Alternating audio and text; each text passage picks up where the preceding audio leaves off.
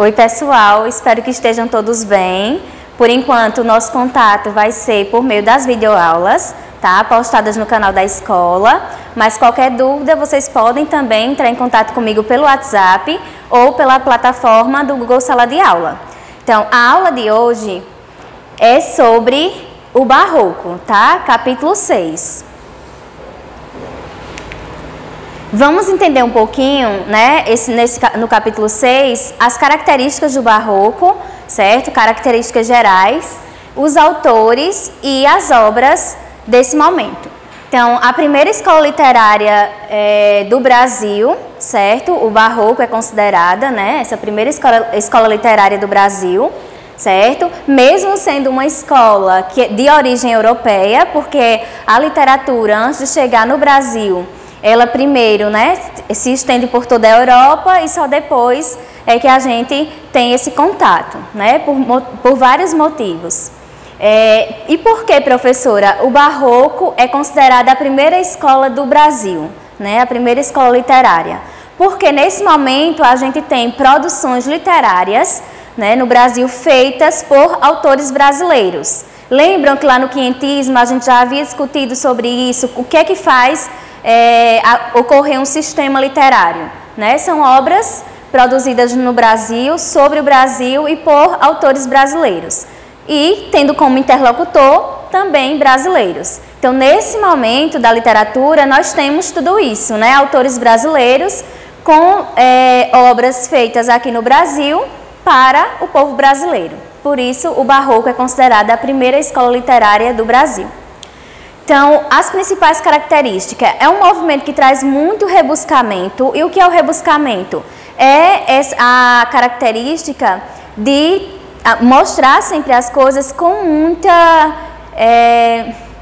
de forma muito pomposa, cheia de detalhes, certo? E aí esse rebuscamento vai tanto para a arte, voltada para a pintura, para a escultura, arquitetura e música, mas também para a arte literária.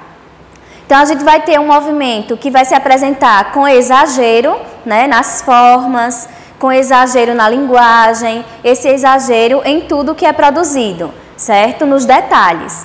Então, nós temos o contraste. O que é o contraste? São elementos opostos, que vai aparecer também no Barroco. Na pintura, vocês vão encontrar o contraste de claro e escuro, de religioso e profano, certo? Na linguagem literária, o uso das figuras de linguagem que apresentam uma oposição de ideias, né, como a antítese, também o paradoxo. Então, são os contrastes encontrados no movimento literário barroco.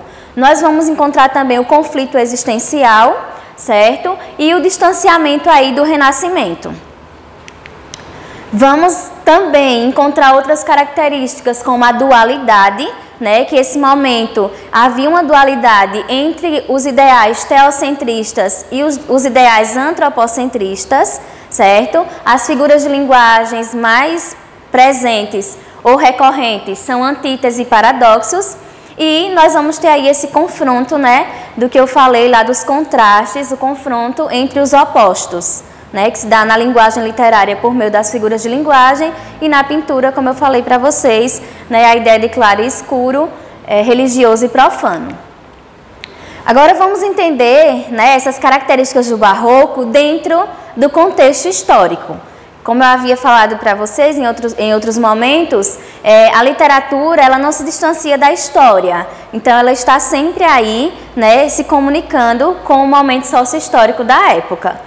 Então, o que é que estava acontecendo no Brasil, né, no momento da escola barroca? Nós tínhamos aí, foi lá no início do século XVI, é uma escola literária bem extensa, né, que se inicia no início do século XVI e se estende até o século XVII, certo? No século XVI estava ocorrendo a Reforma Protestante, iniciada aí por Martinho Lutero, e foi uma forma de contestar, na verdade, as práticas do catolicismo. E, desse modo, com essa contestação do Martinho Lutero, ele vai construir, né, fundar uma nova instituição religiosa. Em contraposição, a Igreja Católica vai fundar, né, o movimento da Reforma Católica ou Contra-Reforma. certo? E aí esse é um movimento que tem como objetivo conquistar novos fiéis, já que a reforma protestante afastou muitos deles. Então, a Contra-Reforma tem o objetivo de conquistar novos fiéis e expandir a fé católica também. No âmbito econômico e político, a gente estava aí na decadência do feudalismo e o mercantilismo, que foi a política de comércio anterior ao capitalismo, estava aí em vigor, certo?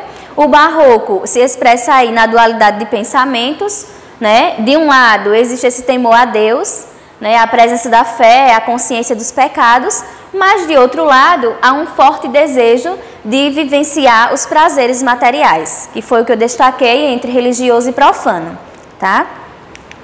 A linguagem barroca, como é que eu vou identificar o barroco na linguagem, né? Nos textos literários? Então, vocês vão encontrar uma linguagem erudita, rebuscada e dramática. O que é isso, essa linguagem erudita, professora? É uma linguagem que nós chamamos de preciosa, né? Porque é cheia de palavras que não são utilizadas no cotidiano, no dia a dia. Então, são palavras pouco usuais.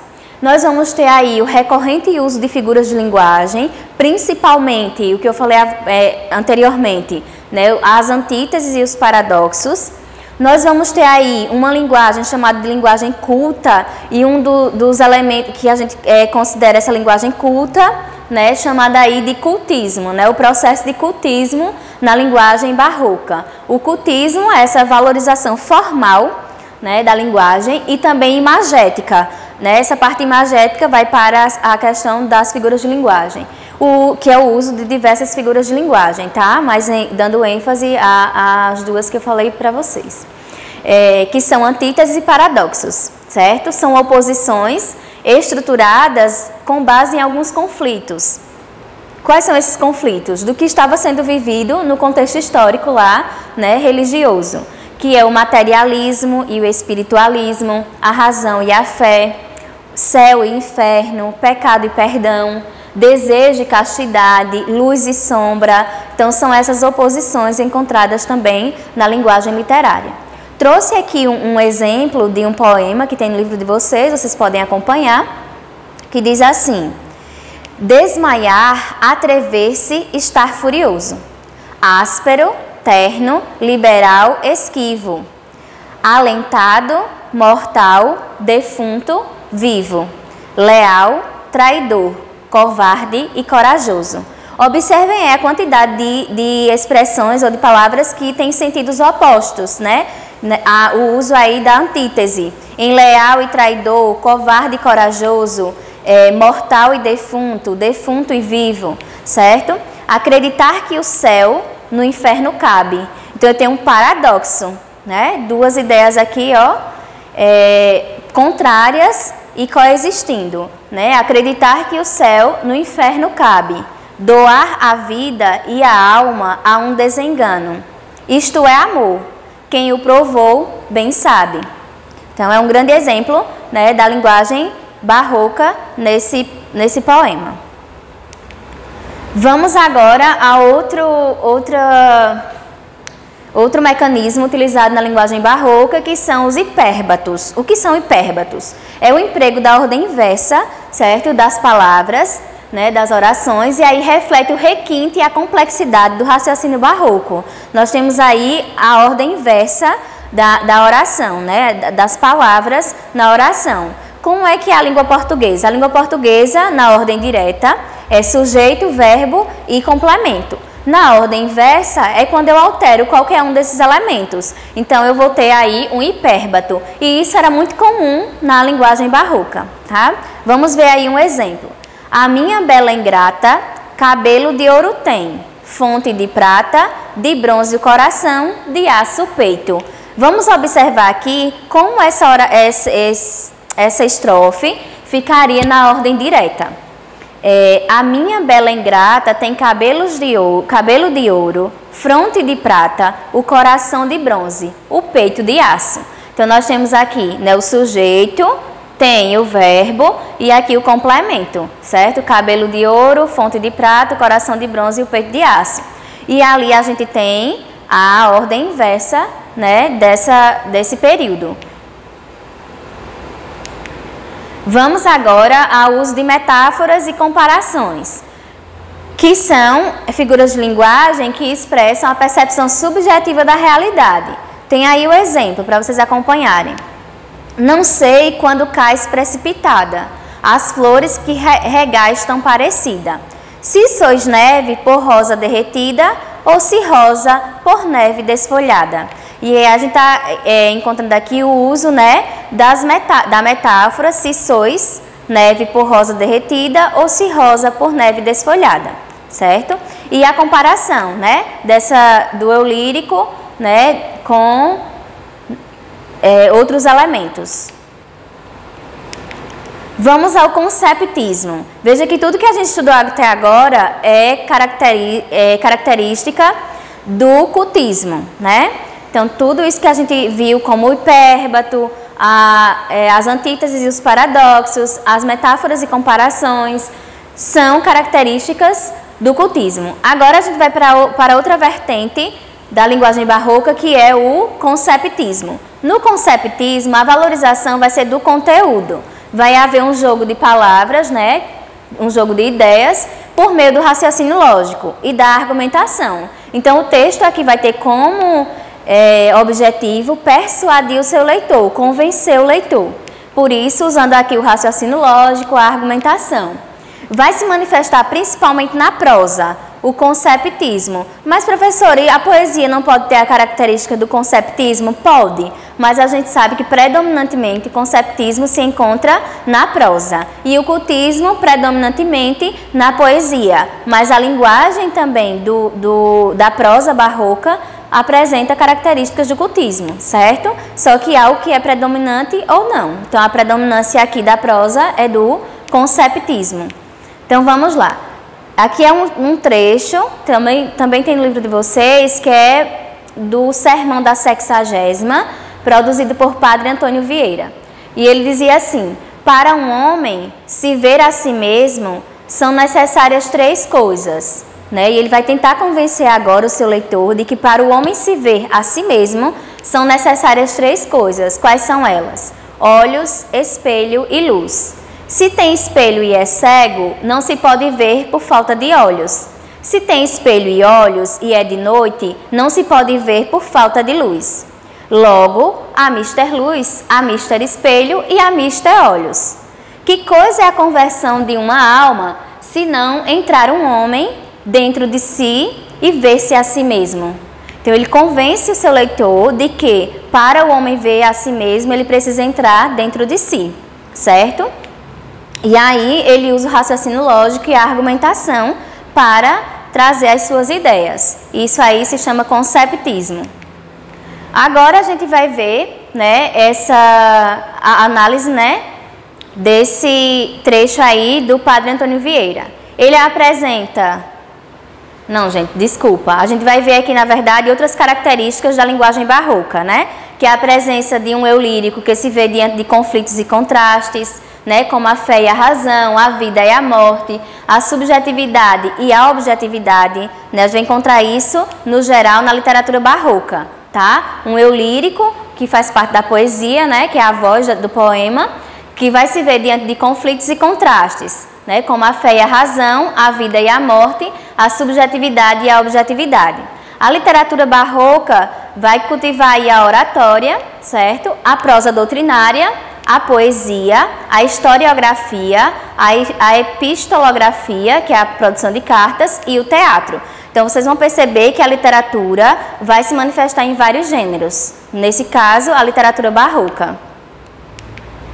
Vamos agora ver um poema do Gregório de Matos, que é um grande nome da poesia do barroco no Brasil, que a gente vai estudar um pouquinho sobre ele no próximo capítulo, que o próximo capítulo, a literatura é o barroco brasileiro, certo?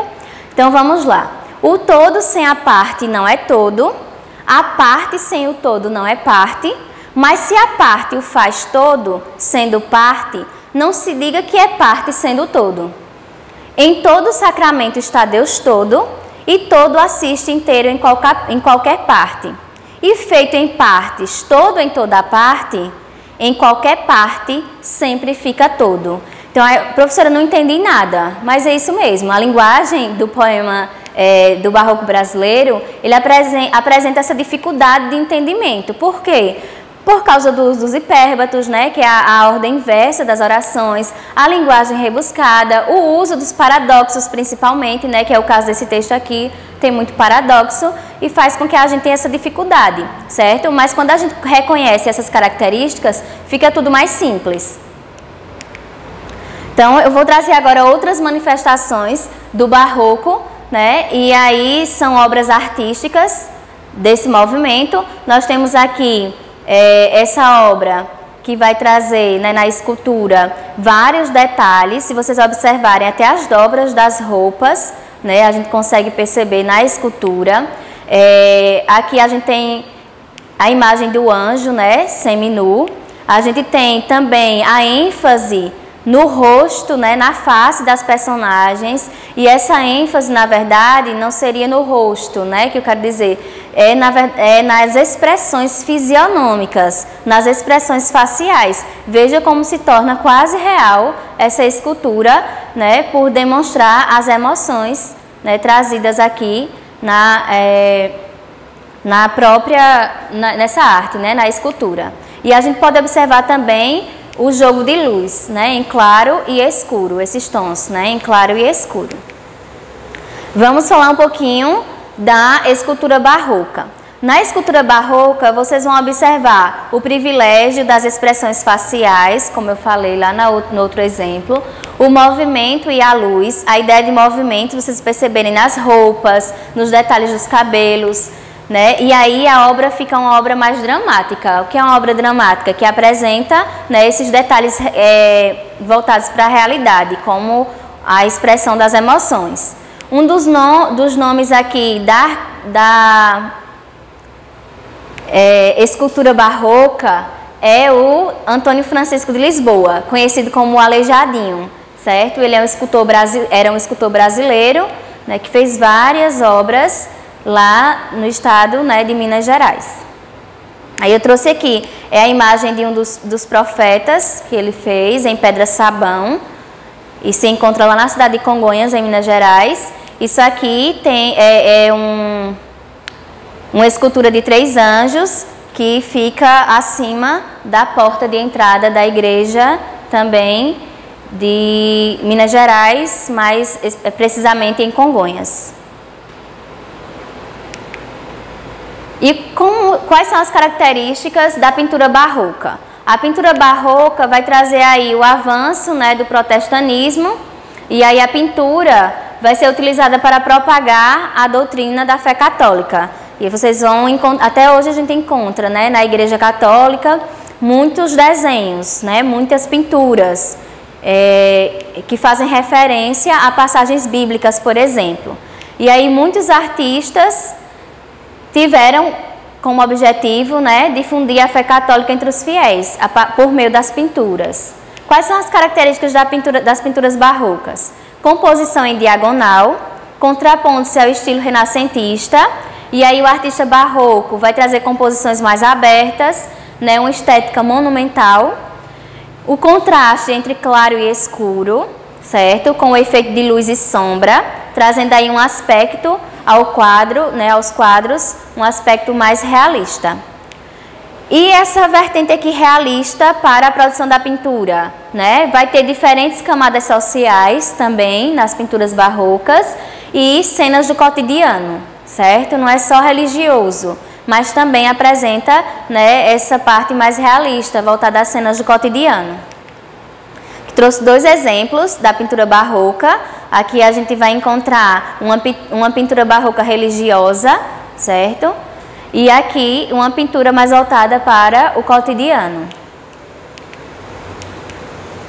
E a arquitetura? A arquitetura barroca apresenta aí, né, construções de igrejas com bastante imponência, conferindo uma estética repleta de emotividade e dinamismo, tetos elevados, né, dando aquela ideia de infinito. As janelas favorecem a entrada da iluminação e assim tem um destaque especial às esculturas. A criação de vastos jardins, realçando o lado dramático do uso da água em cascatas, fontes e canais. O Aleijadinho também se destaca, certo, na arquitetura do barroco. Além de ter sido um escultor, ele também desenvolveu alguns projetos arquitetônicos, né, nas construções de igrejas e de fachadas. Tem a supressão aí dos corredores laterais nas igrejas e conferindo aí uma leveza formal e suavizando as formas rígidas. É uma das características, né, utilizadas na arquitetura das igrejas barrocas. Aqui eu trouxe um exemplo, também tem no livro de vocês, que é a imponência dos jardins, né? Veja aí como eles são bem detalhados, rico em detalhes, para que a gente perceba também essas características da arquitetura barroca. Observem como são feitos também os templos, né? Cheios aí de detalhes e de um rigor formal. E o teatro? O teatro ocorreu na França, na Inglaterra e na Itália, certo? O teatro barroco. O tema era obrigatoriamente imitado de um modelo greco-romano. As unidades aristotélicas tinham de ser respeitadas. A regra de bom gosto exigia, né, da ação dos teatros que eles construíssem de forma lógica e coerente, mas não mostrando situações violentas ou ousadas, né? Não podia ter essas cenas. O texto era poético, o texto teatral, e era estruturado em versos alexandrinos. Na Itália, o teatro barroco teve aí, né, como manifestação a ópera, certo? Com algumas modificações, né, para o gênero dramático.